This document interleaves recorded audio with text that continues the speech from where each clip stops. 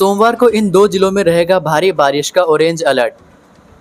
जहां रविवार को राजधानी शिमला में खूब बारिश हुई, वहीं सोमवार को कांगड़ा व सिरमौर जिलों में एक बार फिर से भारी बारिश का ऑरेंज अलर्ट जारी किया गया है। मौसम विज्ञान केंद्र शिमला ने चेतावनी दी है कि 14 से 17 जुलाई तक प्रदेश में कई स्थानों पर भारी वर्षा हो सकती है।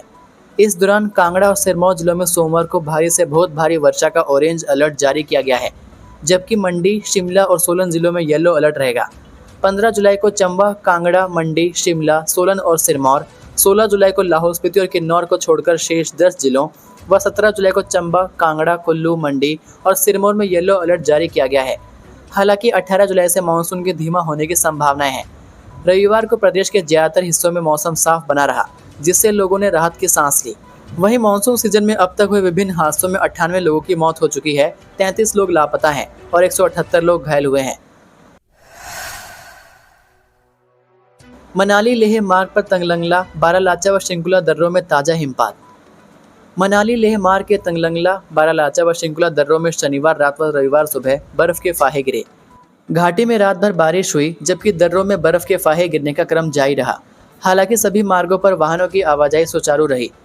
रविवार को 88 वाहन रोहतांग पहुंचे। रोहतांग दर्रे में बर्फ न होने के कारण बहुत कम पर्यटक रोहतांग का रुख कर रहे हैं। इन दिनों अधिकतर पर्यटक बारालाचा व सरचू होते हुए लेह, जबकि शिंकुला होते हुए जांस्कर का रुख कर रहे हैं। इन दिनों मनाली की अपेक्षा लाहौल स्पीति पर्यटकों से चहकी हुई है। रविवार को भी लाहौल के त्रिलोकीनाथ, जिस्पा, सरचू, शिंकुला व बारालाचा में पर्यटकों से रौनक लगी रही।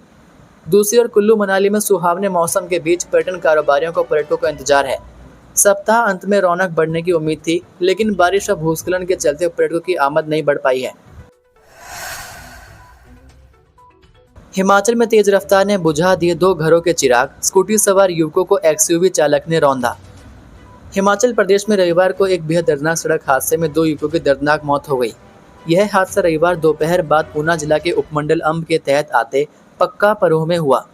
तेज रफ्तार के चलते हुए इस हादसे से 2 परिवारों की दुनिया थम गई। तेज रफ्तार और लापरवाही ने हमीरपुर जिला के 2 युवाओं की सांसें छीन ली। यह हादसा न केवल 2 युवाओं की अकाल मृत्यु का कारण बना, बल्कि उनके पीछे एक ऐसा शून्य छोड़ गया जिसे शब्दों में पिरोना मुश्किल है। हादसे में जान गंवाने वाले युवकों की पहचान 31 वर्षीय राजेश कुमार, निवासी किरबी, जिला हमीरपुर और 22 वर्षीय अक्षय कुमार, पुत्र अशोक कुमार, निवासी गराहण, जिला हमीरपुर के रूप में हुई। दोनों युवक एक स्कूटी पर सवार होकर पक्का परो क्षेत्र से होकर गुजर रहे थे। तभी सामने से आ रही तेज रफ्तार एक्सयूवी ने उनकी स्कूटी को सीधी टक्कर मार दी। प्रत्यक्षदर्शियों के मुताबिक टक्कर इतनी जोरदार थी कि स्कूटी के परखच्चे उड़ गए और दोनों युवक उछलकर सड़क पर जा गिरे। स्थानीय लोगों ने तुरंत हादसे की सूचना पुलिस और एम्बुलेंस को दी और घायलों को क्षेत्रीय अस्पताल ऊना पहुंचाया, लेकिन किस्मत ने पहले ही अपनी करवट ले ली थी। डॉक्टरों की तमाम कोशिशों के बावजूद दोनों युवकों को नहीं बचाया जा सका। अस्पताल पहुंचने के कुछ ही समय बाद दोनों ने दम तोड़ दिया। पुलिस ने मौके का जायजा लेकर एक्सयूवी चालक के खिलाफ मामला दर्ज कर लिया है और वाहन को जब्त कर लिया गया है। फिलहाल पुलिस इस दुर्घटना की विस्तृत जांच कर रही है, ताकि यह स्पष्ट हो सके कि हादसा तेज रफ्तार का परिणाम था या लापरवाही की कोई और वजह भी शामिल थी। हिमाचल की 2 बेटियों का भारतीय टीम में हुआ चयन, चीन में करेंगी देश का प्रतिनिधित्व। हिमाचल प्रदेश की बेटियां दिन प्रतिदिन प्रदेश का नाम विश्व स्तर पर चमका रही हैं। इसी कड़ी में अब सूबे की 2 और बेटियों का नाम जुड़ने जा रहा है। दरअसल इन 2 बेटियों ने अंतर्राष्ट्रीय खेल जगत में अपनी जगह बनाई है, जिसमें एक बेटी राजधानी शिमला तो दूसरी बेटी जिला सिरमौर की रहने वाली है, जो अब एशिया कप महिला सॉफ्टबॉल प्रतियोगिता में भारत का प्रतिनिधित्व करेंगी। मिली जानकारी के अनुसार यह प्रतिष्ठित प्रतियोगिता चीन में 14 जुलाई से 20 जुलाई तक आयोजित की जाएगी, जिसमें 10 देशों की टीमें भाग ले रही हैं। प्रतियोगिता में शीर्ष 2 स्थान प्राप्त करने वाली टीमें वर्ष 2026 में होने वाले महिला सॉफ्टबॉल वर्ल्ड कप के लिए क्वालिफाई करेंगी। ऐसे में भारत की ओर से इन होनहार खिलाड़ियों की भागीदारी बेहद अहम मानी जा रही है। इनमें एक खिलाड़ी शिमला जिले के कोटखाई क्षेत्र की कविता ठाकुर और सिरमौर जिले के नौराधार की कृषिका है। आपदा पीड़ितों से मिले अनुराग ठाकुर बोले, सांसद निधि से शुरू करेंगे राहत कार्य। हिमाचल प्रदेश इस समय भीषण प्राकृतिक आपदा की मार झेल रहा है। बरसात के चलते हुए भूस्खलन, बाढ़ और जनधन के नुकसान ने न केवल सड़कों और घरों को तहस नहस किया है, बल्कि सैकड़ों परिवारों को बेघर कर दिया है। इस कठिन समय में केंद्रीय मंत्री अनुराग ठाकुर ने मंडी पहुंचकर आपदा प्रभावित परिवारों से मुलाकात की और उन्हें भरोसा दिलाया कि भाजपा हर परिस्थिति में उनके साथ खड़ी है। रविवार को मंडी जिला के थुनाग पहुंचे अनुराग ठाकुर ने न सिर्फ आपदा पीड़ितों की समस्याओं और उनके दुख दर्द को जाना, बल्कि मौके पर ही अपनी सांसद निधि के पैसों से राहत कार्य शुरू करने की बात कह दी। अनुराग ठाकुर ने कहा कि यहाँ पहाड़ की तरफ से अभी भी छोटे छोटे नालों के माध्यम से घरों की ओर पानी आ रहा है। इस पानी को रोकने के लिए मैं अपनी सांसद निधि से कुछ पैसे दूंगा और कुछ पैसे मनरेगा से दिए जाएंगे। इन पैसों से पंचायत प्रधान के माध्यम से घरों की तरफ आने वाले पानी को डाइवर्ट करने के लिए डंगों का निर्माण शुरू किया जाएगा। मां की गोद से छिटककर ब्यास में गिरी 5 साल की मासूम, झूले से पार कर रहे थे नदी। हिमाचल प्रदेश के कुल्लू जिले से एक दिल को दहला देने वाली घटना सामने आई है। इस बेहद दर्दनाक घटना ने पूरे इलाके को स्तब्ध कर दिया। महज 5 साल की मासूम बच्ची की जिंदगी का सूरज उस समय अस्त हो गया जब वह अपनी मां और बहन के साथ झूले के सहारे ब्यास नदी पार कर रही थी। झूले का संतुलन बिगड़ा और मां की आंखों के सामने उसकी 5 वर्षीय मासूम बेटी ब्यास की गर्जन करती लहरों में समा गई। यह घटना कुल्लू जिला के जिया क्षेत्र की है। बताया जा रहा है कि रजनी देवी अपने दोनों बेटियों 14 वर्षीय वंशिका और 5 साल की परी के साथ रोज की तरह झूले से वर्कशॉप की ओर जा रही थी। ग्रामीण इलाकों में इस तरह के झूले लोगों की आवाजाही का एकमात्र सहारा है, लेकिन शनिवार का दिन कुछ अलग था। जैसे ही झूला नदी के बीच पहुंचा, एकाएक उसका संतुलन बिगड़ा। झूले की हलचल ने परी को अपनी मां की गोद से फिसला दिया और वह ब्यास नदी में गिर गई। ग्रामीणों का कहना है कि प्रशासन की अनदेखी की वजह से यह हादसा हुआ है। जिया जैसे कई गाँवों में आज भी सुरक्षित पुलों की सुविधा नहीं है और लोग जान जोखिम में डालकर ऐसे झूलों से नदी पार करने को मजबूर हैं। स्थानीय लोगों ने प्रशासन से इस घटना की उच्च स्तरीय जांच और सुरक्षित पुल की शीघ्र व्यवस्था की मांग की है।